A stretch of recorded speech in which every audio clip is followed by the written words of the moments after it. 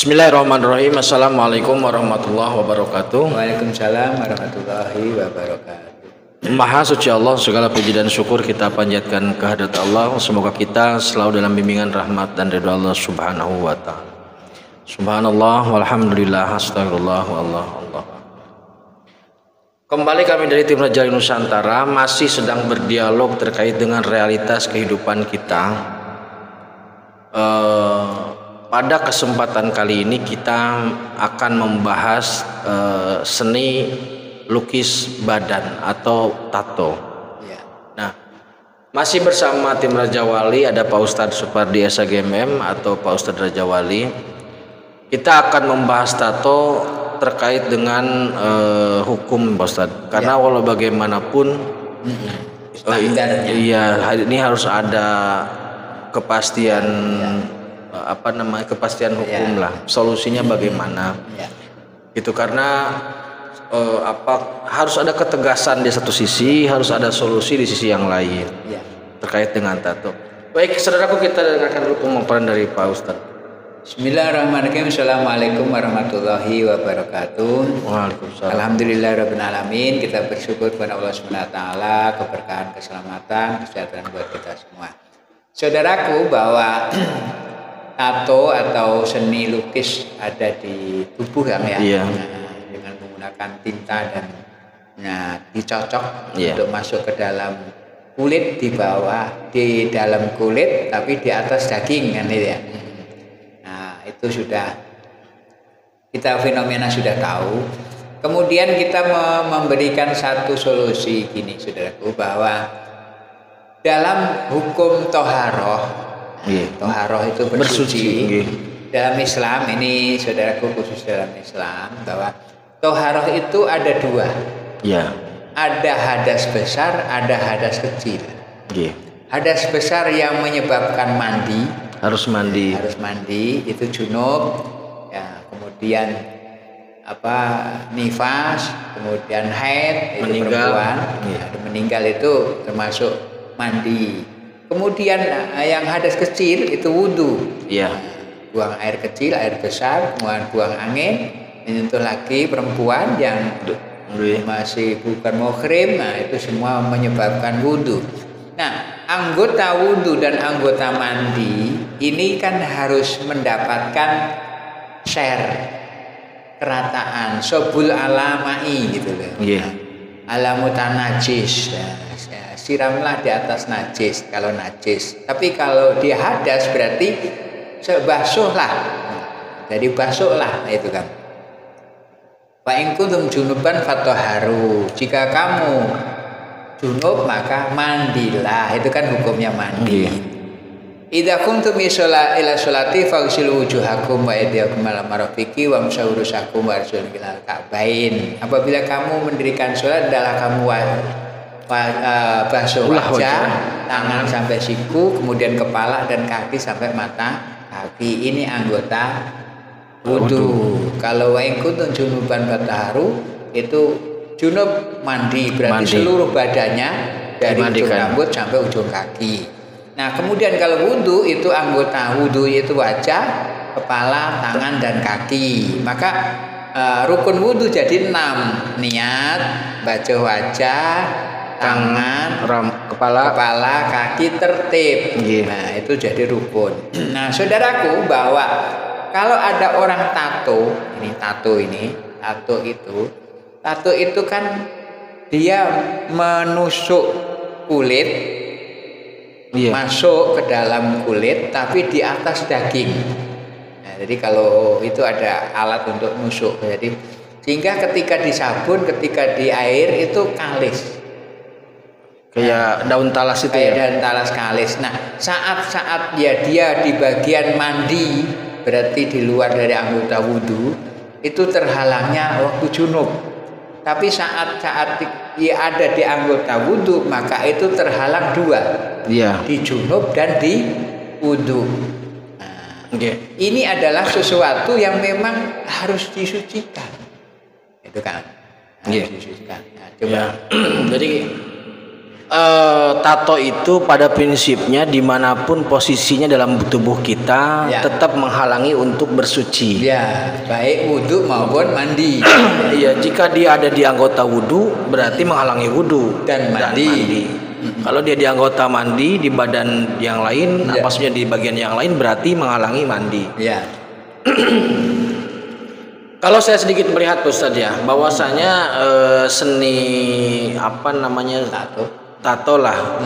Untuk di negara kita kan sebenarnya ekspresi untuk itu kan sudah diterapkan di kain, Ustaz.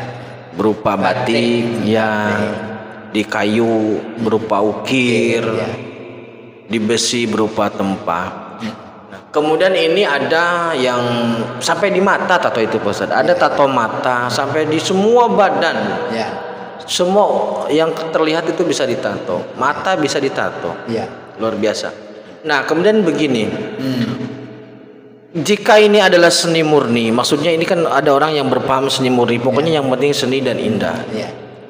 Nah, langit melihatnya seperti apa? Dalam artian gini, Gusti, ketika ada seseorang yang menghiasi badannya, tetapi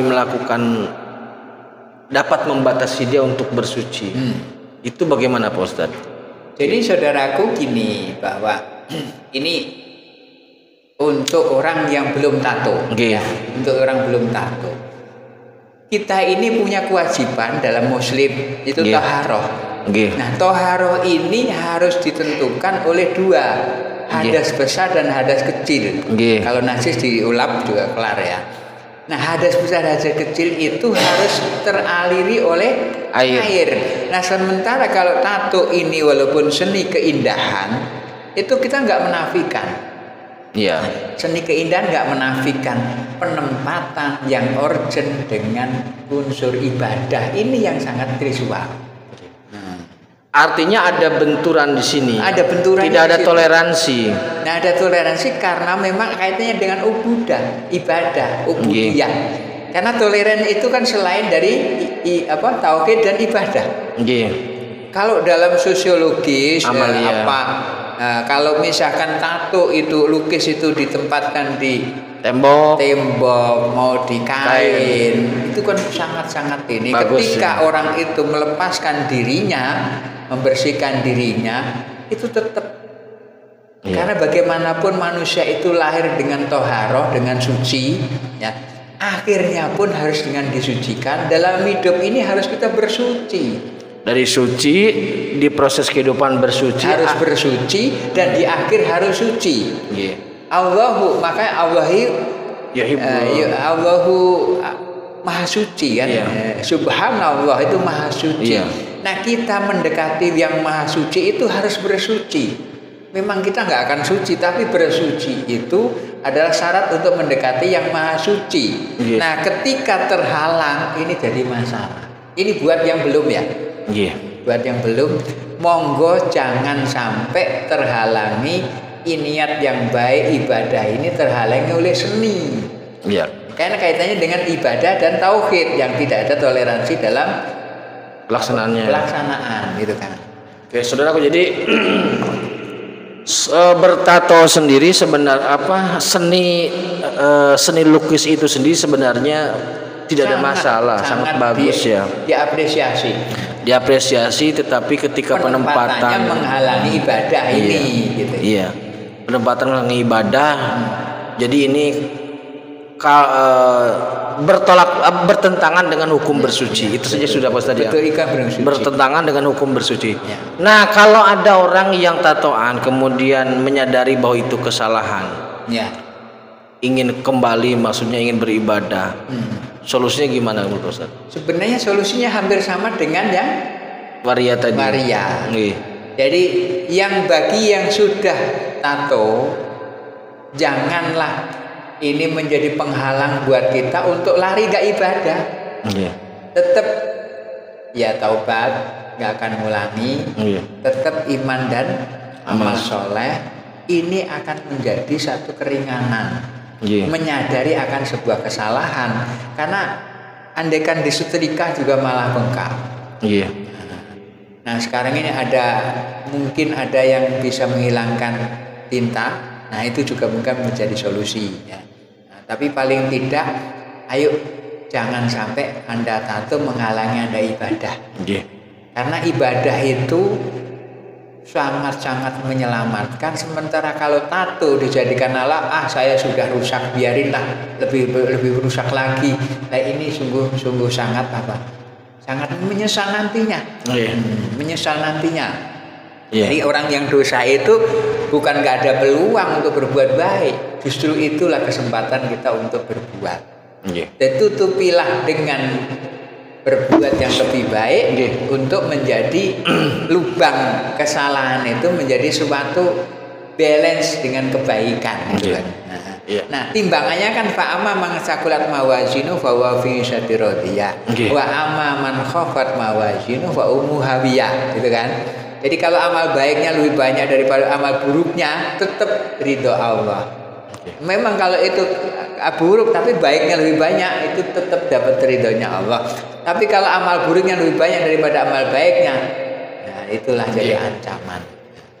Tapi pada prinsipnya tato ini urusannya dengan toharoh. Betul, urusan dengan toharoh. Dan toharoh merupakan titik awal ya. Titik awal dari syarat sahnya ibadah sholat. Jadi titik nolnya itu toharoh. Kalau nggak toharoh nggak bisa sholat. Betul. Nah, ketika toharohnya batal, terhalangi, berarti sholat juga terhalangi.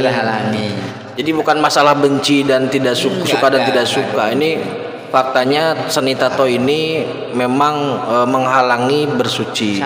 Saat penempatan di badan mengganggu dalam bentuk ibadah. Ketauhidan nggak batal, tapi ibadahnya akan terhalangi. Karena syarat utamanya adalah toharoh. Nah saat toharoh ada air yang kalis dari badannya sebab adanya tinta yang ada di badannya itu.